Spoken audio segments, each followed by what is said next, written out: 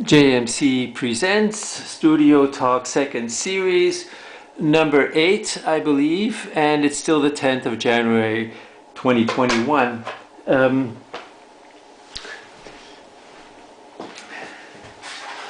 As usual, after I've done a Studio Talk video, I look at it and I see where I get cut off at the end, and I listen to it to see if I got the idea straight. And what strikes me is that when I'm trying to explain something, produce a discourse, so to speak, that I start going whereas if I'm just talking about my life off the top of my head, then I don't get into this halting kind of expression. And so this is because this is what it's like in my head, basically. All these thoughts are not just flowing like, a film or something like this. This is here's something, so I have to look here, and I have to combine the things, and the things do come together, but they do not come together in a discourse. And maybe it's because I'm not a professor of philosophy. Philosophy professors have to do just that, and so they have to cite other philosophers and the history of philosophy and all the rest of it, and they have to define their concepts, differentiate, criticize other concepts. This is all the work of philosophy, whereas for me, what I'm interested in is just basically finding out how does my mind work, and how does my mind work on the one hand psychologically, on the level of feelings, and how it works also intellectually on the level of ideas, concepts, thought, and so on. So for me this is what philosophy is about, but I'm not doing it in any formal kind of a way. And I'm using the means of art, which in this case means more than just words, although I do use words. Why not? They're sounds, they're multidimensional. Words are very good material, a very good medium. So I'm using all these means, all these media for my thinking, bringing my thinking into these particular forms. This is a really big help, and I think there's a visual aspect to it, and it's not just purely verbal. So that means whatever the brain hemisphere, there's more involved than just this one side or the other side, whichever it is, I don't know. And I'm not systematic either in my research or in my thinking. This is going to be another one of these things. Okay, it comes as it comes, or it doesn't. And yes, I can put myself under pressure by saying, well, I have to hold a talk for my exhibition, and so I start writing notes, and my God, what that looks like. I'll show you what that looks like.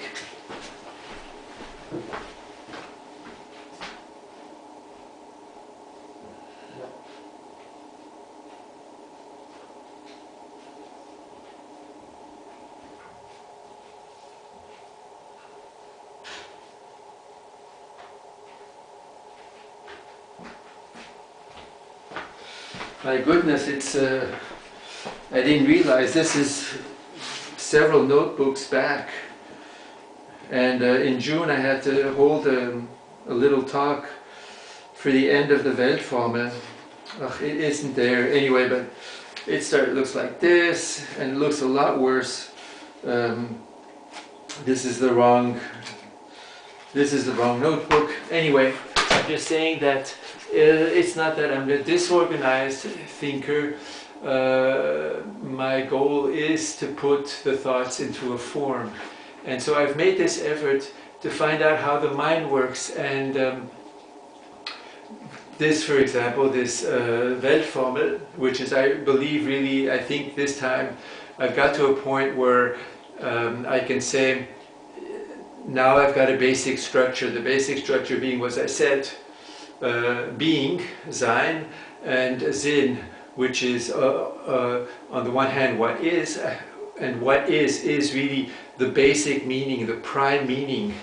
Of course, you can say whatever it is that doesn't exist, like unicorns made of green cheese or something like this, I don't know, that doesn't exist, but then again, that also has meaning to us, because we can use that as for our fantasies, for a novel, a film, a cartoon, whatever. So being is the first meaning, it's a prime meaning, it's like irreducible.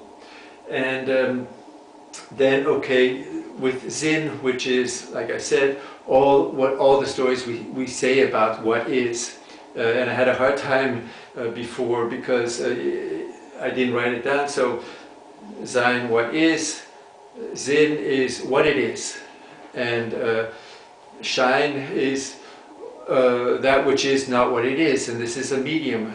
We know a medium is always transports a content, and therefore we look at the content and we forget the medium, the means. And this is why Marshall McLuhan insisted upon repeating, the medium is the message, the medium is the message, this is what it's about, this is what it's bringing along, just like advertising brings advertising along. That's the message of advertising.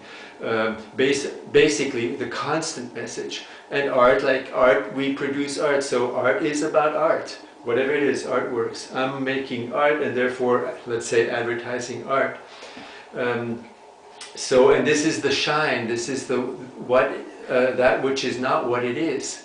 But if you go to look at the medium, then the medium becomes a content, and then you can go into that, but then you're going to go into the same thing, because you're going to go into the ideas behind it and whatever, and you're going to be like, it's like consciousness. Consciousness usually is going to be talked about in terms of the content of consciousness, but what is consciousness itself? I've come to the conclusion that consciousness is nothing at all. It's empty. But in order to have this emptiness, you have to have something around it, and strangely enough, it's the exact same shape. So the one determines the other. And this is the same thing with meaning. And this is maybe why this is probably why in Buddhism you hear things like form is meaning, meaning is form, form is empty, emptiness is form, everything is empty. What they basically mean is, if you go down to the basics of it, you're not going to find anything. There'll be a word and there's going to be a drop, and this drop is what is. And if you want to make some sense of that, you're going to have to put things together again. So I think this is what the basic emptiness of consciousness. And consciousness needs a body, and therefore our body. So it's like the whole in the whole. And there is no separation of the mind and the body. This is one thing. This is something that philosophers have invented to keep themselves busy, because what are they going to do the whole time? They're going to have to write books, publish or perish, this, that, and the other thing. And so I've lost the thread now, and who knows what the time looks like.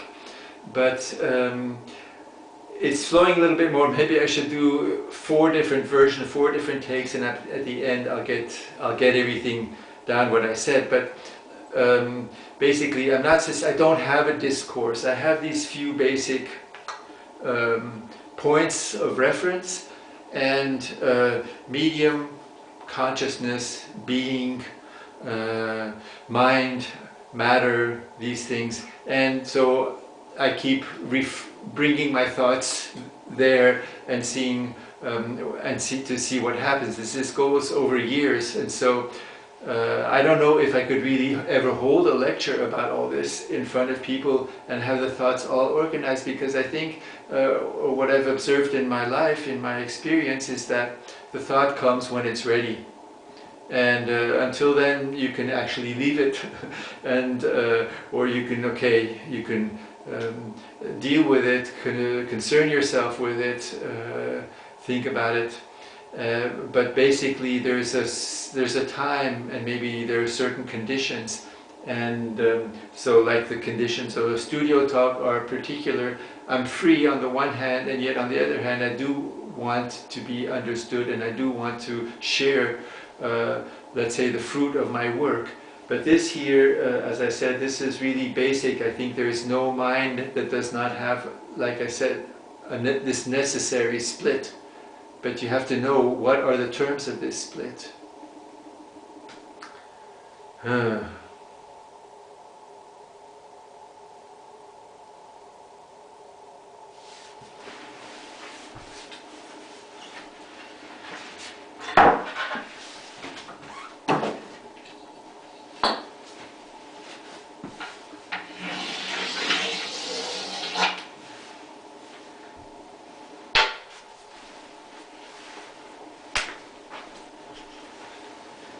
That's an exercise I did for about 10 years, making circles freehand on this blackboard. This was Ozone Station, and I'll do a special video to explain that, to talk about that, because it's really where things got together. And this was like the step out of the Rembrandt painting, Ozone Station again. And Weltformel came 20 years later about. So it is good to have that philosophy has a point after which there is silence. This is something that Wittgenstein said. You know, what you can't talk about, you just hold your peace, be silent. And this is what Buddhism also says. There are some questions you can't answer them, so don't bother asking them. And so it's important that silence comes to philosophy in this way.